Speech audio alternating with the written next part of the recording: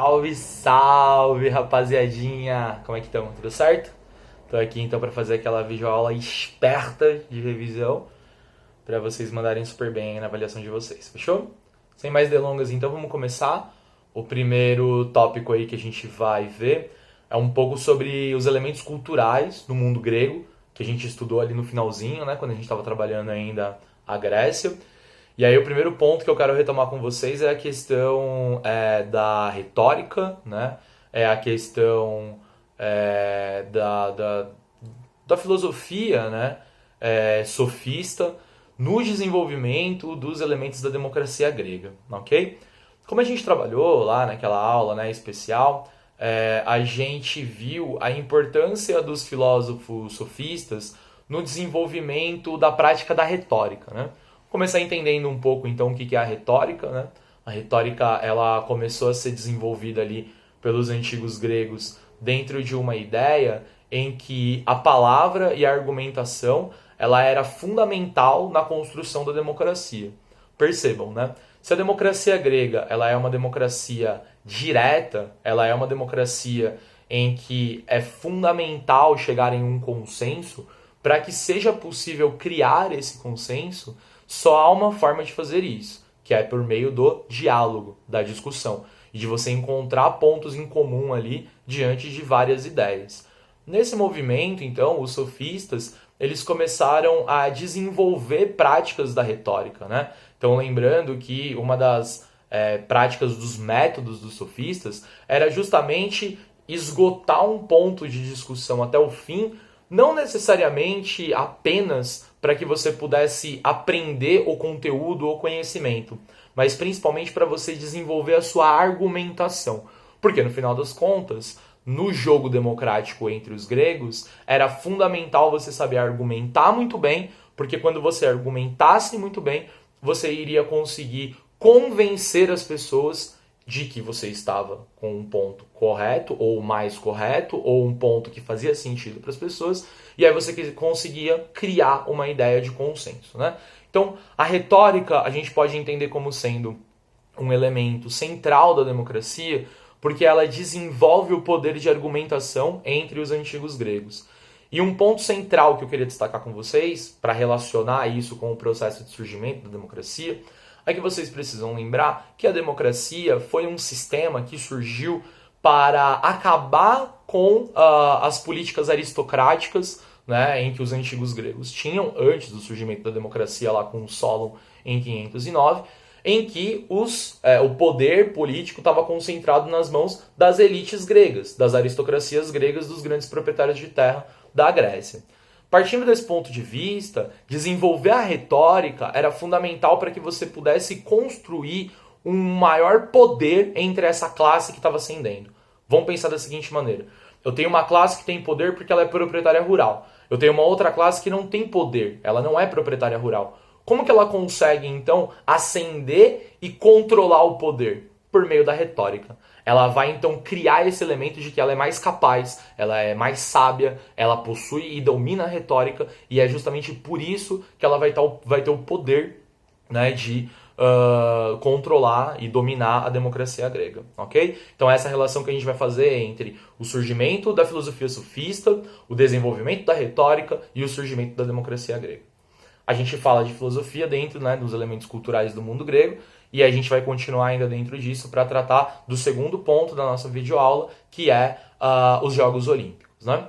Conforme eu procurei trabalhar muito com vocês nas aulas sobre Grécia, quando a gente fala de cultura no mundo grego, a palavra-chave para a gente identificar a importância da cultura é a identidade. Se nós temos, né, uma configuração política no mundo grego, que é através das polis, né, as cidades-estado, que tinham uma autonomia total e irrestrita diante de todas as outras polis, né, então Atenas tem a vida dela, Esparta tem a vida e o mundo político dela, né, o que é cidadão para Esparta não é cidadão para Atenas, para Tebas é a mesma coisa, para todas as outras polis, né? Então a gente tem essa questão da individualidade e da autonomia dentro das polis. Por que a cultura é importante, portanto, para o mundo grego? A cultura é importante para criar essa identidade. Porque apesar de serem autônomos, havia elementos em comum dentro dessas diversas polis. E esses elementos, eles não eram apenas naturais, né? Não era algo que, não, nós falamos a mesma língua, por isso nós temos identidade. Não, os próprios gregos, eles forçavam uma identidade coletiva. E um dos elementos dessa identidade coletiva, sem sombra de dúvidas, é os Jogos Olímpicos, ok? Os Jogos Olímpicos, então, que tem como característica, né, ser muito mais do que uma competição, não era apenas um esporte, era uma festa religiosa, esse é o primeiro ponto, né, uma festa para Zeus, né, o deus dos deuses, e além disso, né, a realização dos Jogos Olímpicos ela era vista como uma celebração entre os antigos gregos, né, para que pessoas de polis diferentes pudessem, em um determinado período, conviver e estimular o seu pertencimento àquele mundo grego. Tá claro? O segundo ponto, né, a gente pode fazer algumas comparações, né, de diferença e semelhanças entre os Jogos Olímpicos na Antiguidade e os Jogos Olímpicos atuais, né, da era moderna. A gente consegue perceber que o elemento da competitividade ele começa a aparecer muito mais nos Jogos Olímpicos da era moderna. Vários outros esportes também começam a surgir, né? Todo mundo lembra aí da nossa maravilhosa fadinha sendo ali medalha de prata, né, nos Jogos Olímpicos do Japão, dentro de um esporte que foi inserido nas últimas edições dos Jogos Olímpicos, né? Então a gente tem uma renovação dos esportes olímpicos e lá atrás a gente tinha pouquíssimos esportes, né? Além disso, o elemento da competitividade. Por outro lado, é claro que ainda existe, né, os Jogos Olímpicos como sendo uma grande celebração desse aspecto cultural e identitário, né, entre os seres humanos. E também vou aproveitar essa parte aqui para falar de um terceiro elemento cultural que também vai ser importante para vocês na avaliação, que é o teatro, né? O teatro que também cria identidade, o teatro que também forma, né, um elemento cultural entre os antigos gregos. Agora, por outro lado, a gente precisa entender fundamentalmente quais são os diferentes tipos de teatro no mundo grego, né? A comédia e a tragédia, né? E dentro destes dois modelos de teatro, entender também quais são as suas funções, né? A função do teatro no mundo grego é ensinar. Ela partia do ponto de vista de que era necessário usar o teatro para passar determinados valores para a população grega. Esse é um ponto importante. Por outro lado, tragédia e comédia têm funções diferentes. Funções para grupos diferentes, né? A tragédia ela era muito mais voltada para as classes altas, para quem era cidadão, né, no caso. E era voltado justamente para que os grandes heróis, né, pudessem ali expressar por meio, né, dessas produções teatrais os seus valores, né? Valores como resiliência, resistência, vamos que a gente vai conseguir enfrentar tudo isso. Passava, né, por vários problemas e por várias dificuldades, mas com muita força, com muita desenvoltura, né, enfrentando todos os problemas, eles, né, os heróis da tragédia grega, conseguiam ali superar esses obstáculos e esses desafios. E isso, obviamente, servia de inspiração para, né, que os cidadãos do mundo grego pudessem ali construir uma sociedade. Já a comédia, né, uma comédia era muito mais voltada para as demais classes, né, do mundo grego, e era, né, justamente para, por meio da sátira, né, por meio da brincadeira, por meio, né, de colocar costumes ali, fazer as pessoas rirem, e ensinarem também práticas positivas, né? Como se a comédia pudesse mostrar para a população mais pobre do mundo grego: olha só, esse cara aqui que está sendo escrachado nessa obra teatral, ele é um modelo a não ser seguido. Então acho que, para resumir e sintetizar a diferença da tragédia para a comédia apresenta personagens que devem ser seguidos, né? Valores morais que devem ser seguidos. A comédia apresenta valores morais que não devem ser seguidos. Tá claro? Então, sobre cultura do mundo grego, esses 3 pontos aí. Agora vamos falar um pouquinho, né, de democracia dentro do mundo grego. E para falar de democracia dentro do mundo grego, o primeiro elemento é a gente entender, né, quem poderia participar dessa democracia, né? E, fundamentalmente, estabelecer, né, que democracia não é uma prática do mundo grego, é uma prática de Atenas, né, da polis de Atenas, da cidade-estado de Atenas, né? Então, dentro do modelo criado pelo Solon, né, uma das reformas mais fundamentais que ele vai criar, né, ele tira o caráter, digamos, econômico de quem era cidadão, ou seja, você não é cidadão porque você tem uma renda ou porque você trabalha com determinado tipo de trabalho, né? Você passa a ser cidadão com as reformas do solo pelo seu local de nascimento, pelo pertencimento. Né? Pertencimento a quê? A Atenas. Por isso que para você ser considerado cidadão em Atenas, você tinha que ser homem, maior de 21 anos, nascido em Atenas, filho de pai e mãe ateniense. Né? Isso é quase uma decoreba. O importante é a gente conseguir fazer duas relações e chegar a duas conclusões a partir disso. Né? Primeiro é que é justamente assim que a gente consegue perceber por que o modelo de atuação da democracia grega é um modelo de atuação participativa e não representativa. Quem era considerado cidadão participava da democracia, né? Ficavam nas assembleias discutindo, reunindo-se, né? Dialogando, usando a retórica que a gente trabalhou agora há pouco, para criar consenso e para conduzir os rumos da política no mundo ateniense. Agora, por que isso é possível? Porque quem é considerado cidadão é a menor parte da população em Atenas. Até porque é uma exclusão muito grande quando a gente pensa, né, essas características que vão definir quem são considerados cidadãos. Agora, por outro lado, é também importante que a gente consiga fazer uma relação de que isso, por mais que seja um modelo excludente de democracia, ele resolve a crise do mundo grego, pois durante, né, os períodos anteriores, durante a tirania, por exemplo, do Pisistrato, e mesmo antes, né, a gente tem vários conflitos dentro da polis de Atenas, conflitos que são gerados por pessoas que têm muito dinheiro, têm renda alta, né, e que comandam a democracia, e pessoas que não têm uma renda muito alta, mas que se sentem pertencentes àquele mundo grego e que não podem participar das decisões políticas. Então, eu posso falar sim que a democracia ateniense ampliou a participação. Ainda que quando eu comparo, né, com a democracia atual, aí a gente consegue perceber essa exclusão, tá? E como vai ser uma habilidade cobrada de vocês também, né, vamos comparar aí a democracia ateniense com a nossa democracia atual, né?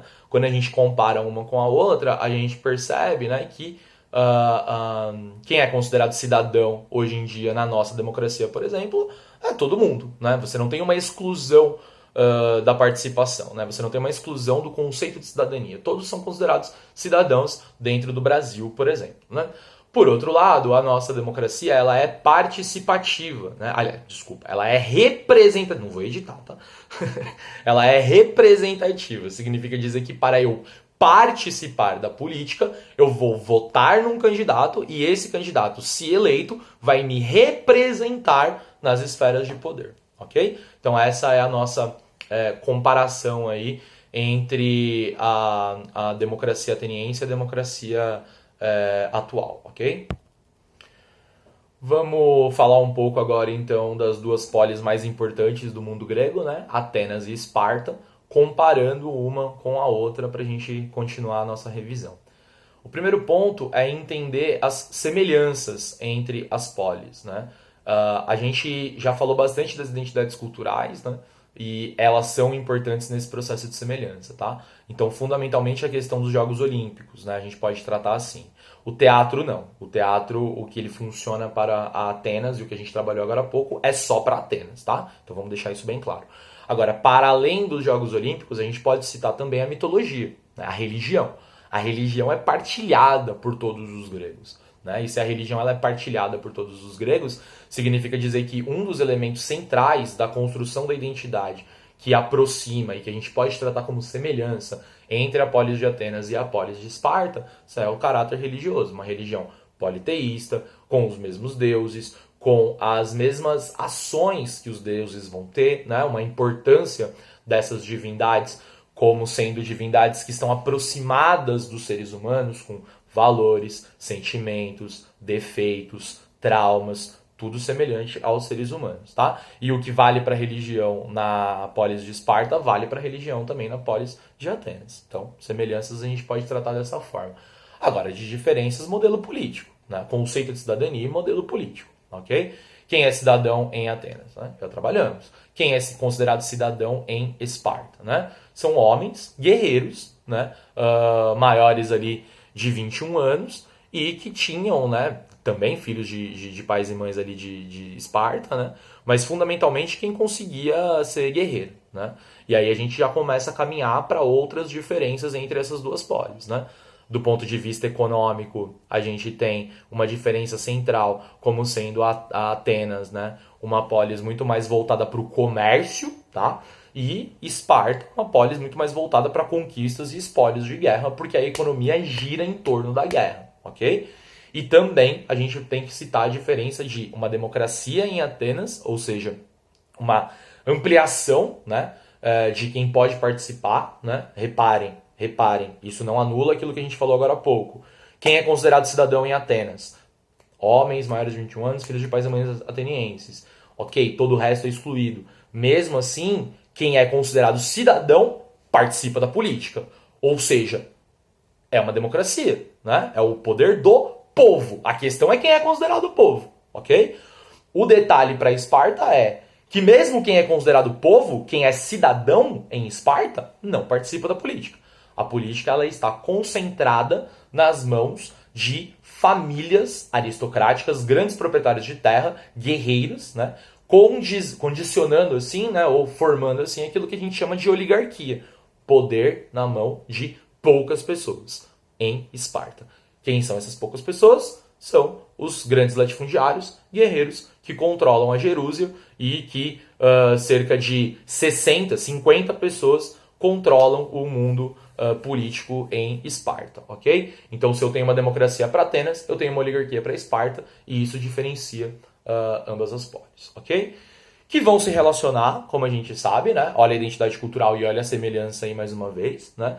Por terem um inimigo em comum, por terem que enfrentar os persas, certo? Nas famosas guerras médicas, né?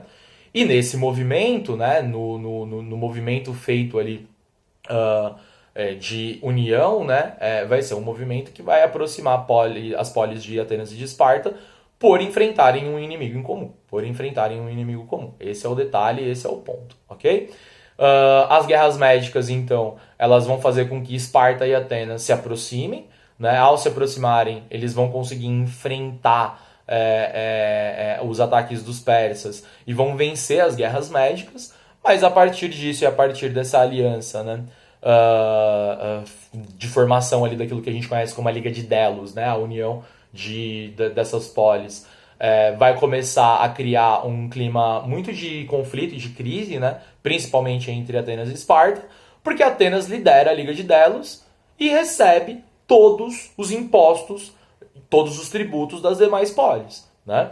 Com o objetivo de formar uma frota e evitar a invasão dos persas novamente.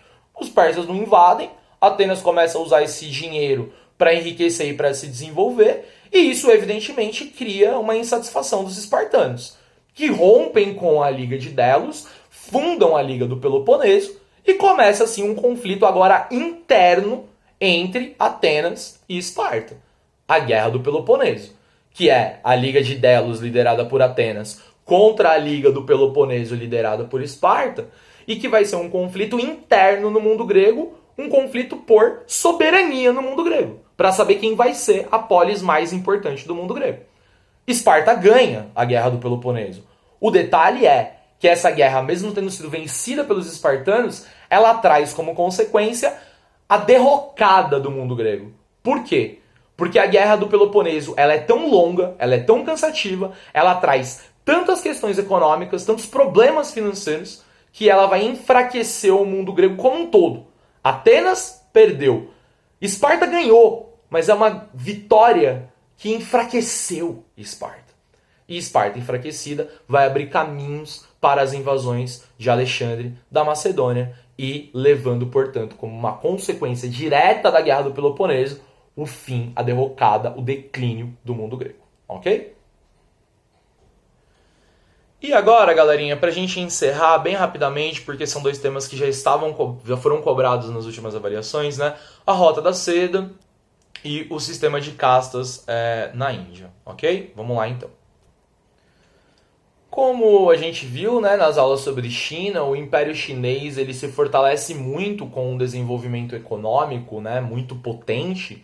E esse desenvolvimento econômico ele vai se consolidar. A maior expressão do desenvolvimento econômico do Império Chinês, né, o desenvolvimento da Rota da Seda, né? Uma rota que liga o Império Chinês até o Mar Mediterrâneo e que foi construída, né, pelos chineses a partir de trocas comerciais, né, para que eles pudessem ter a soberania nessa rota, né, dominando ali essa trajetória, esse ponto, né? E por que isso é importante para o desenvolvimento econômico do Império Chinês? Porque é a porta de entrada de todos os produtos de todas as civilizações antigas, certo? Então tudo aquilo que circula do mar Mediterrâneo na Europa, do norte da África com as civilizações ali, na Ásia, né, no Oriente Próximo, nas civilizações que estão se desenvolvendo ali, até chegar no Oriente mais longínquo, China, todas essas rotas comerciais estão nas mãos dos chineses, que controlam essas rotas e cobram impostos para isso. Então todo o produto que circula aí na Rota da Seda, seja chinês ou não, indo para a China ou vindo da China, não importa. Tá circulando na Rota da Seda? Tá. Se tá circulando na Rota da Seda, tem que pagar imposto para os chineses. Isso desenvolve a economia chinesa fortemente. E não se esqueçam, além disso, a Rota da Seda, ela faz com que as penetrações culturais sejam mais fáceis, seja favorecida. Porque se você tem uma rota em que povos de diferentes culturas circulam, significa dizer que tem cultura saindo da China e penetrando em outros territórios,